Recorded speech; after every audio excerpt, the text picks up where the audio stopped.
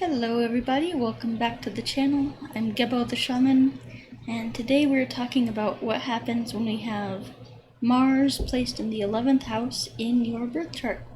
So before we get into all that good stuff, I'd just like to let you guys know that I am a Vedic astrologer. I do Vedic astrology readings professionally, and so you can check that out. Check out all my services, all my products, courses, services, everything that I have to offer at gebotheshaman.com. So just go there. The link is in the description and check it out. Alright, so let's talk about Mars in the 11th house. So, what is Mars in the 11th house? Well, in order to understand this placement better, we need to understand what Mars means, and then we'll talk about what the 11th house means, put them together, and come up with our own analysis of what that means. So let's start with Mars. So, what is Mars? Mars is the planet of war, the planet of action, the planet of aggression, the planet of getting things done, taking action, and really going out and accomplishing your goals, accomplishing the mission, all that stuff. So, so all that good stuff. And then we have so Mars is also related to your physical health, your vitality, your stamina, things like that as well. But then we have your 11th house. So the 11th house means it's the house of gains, the house of your friendships, your network circles. So your gains, friendships, network circles. It's also traditionally it corresponds with the sign of Aquarius, which is the 11th sign, which Aquarius controls the 11th house. But you could have any sign here or any planetary aspect here. So, we're not talking about those things today. We're just doing a general talk about Mars in the 11th. So, let's see here. So, Mars in the 11th. So, 11th house has to do with it's like large organizations, large networks, large, things like that. And so, networks, organizations, it also has to do with humanitarianism, so helping other people, helping disadvantaged or poor people get everything that they need to survive and for life, things like that. And so it really has a lot to do with humanitarianism. It's about gains, your gains through your career, through different things like that. It's whatever way you would gain. This is like your incoming money and things like that. And then we have your so the 11th house. So we have Mars here. So that would tell us that we have that we have a lot of energy here. So that's something.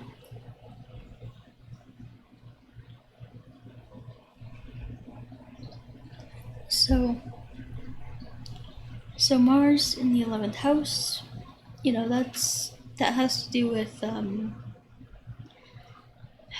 it's you would have a lot of energy here.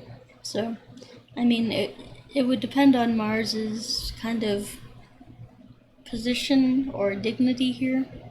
If Mars was in a fiery sign or a sign that he did well in, then he would give you a lot of gains. He would give you a lot of profits. He would help you gain friends and network circles and things like that, organizations. He would help you to be successful in those kinds of things. But in in negative signs, or in like water signs, like, let's say if Mars is in Cancer. Well, Mars is debilitated in Cancer, so he would, he would struggle here. He would, it's interesting. He would he would have a very hard time. That's with any house that he's in with Cancer. So, but generally, Mars in the 11th house is about really being like the leader, being the general, being the head of some kind of a humanitarian organization, or leading some large group, or something like that, where you're really trying to do good for humanity. Like with this position, like somebody could be like a civil engineer or something like that. You go build, dig wells for people. Dig wells for people. You could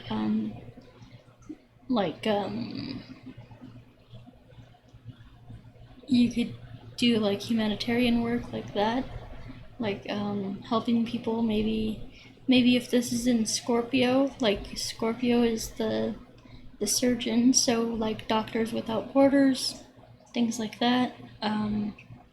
It's all about helping people, and Mars is where we get our passion. So this is what we're really passionate about, and it's where we kind of draw our passion from. So once again, it would depend on the sign that's here, but generally the 11th house, this gives you a lot of energy in respect to helping other people, like humanitarian work.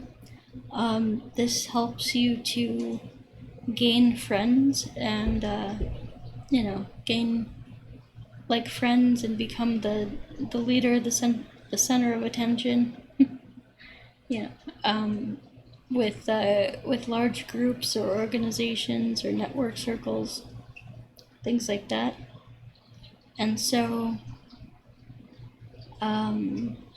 so this is a good placement. I mean, there's good and bad in everything, like I always say, but this is one of the most beneficial for Mars. This is a good sign for Mars, or good placement for Mars. Let's see. With the 11th house being the house of gains, this means that you can be very materialistic. That's the downside. You can be very driven to, get everything that you want in life. You can be very driven to, succeed and profit, and, what is the 11th house is the gains that happen the gains that come after our hard work. So Capricorn, the 10th house makes us work hard. The 11th house gives us the gains from that hard work. So, I mean, it's... So Mars here can add some energy, some passion, some drive to just gain as much material wealth as possible. And so, but this also means that if you're not careful, he can, remember, this is the house of gains, not savings. So if you're not careful, Mars can burn up those gains just as quickly as they come in. They can go. So you gotta temper that. You gotta be very careful with your expenditures, your money. Start a budget, things like that. That'll help to balance out that Mars energy. Because if we put Saturn in here, like if we use Saturn things, discipline, organization, structure to balance our spending with our gains, and making sure that we're spending less than what we're making. That is very important. A lot of people just ring stuff up on credit and they just say, oh well, I'll pay for it next month. Well, next month you're still ringing stuff on credit, and it's just an endless perpetual cycle, so it needs to stop. Alright, so that's, one of the things that can happen with this placement. If you have Taurus here, that'll make you a shopaholic.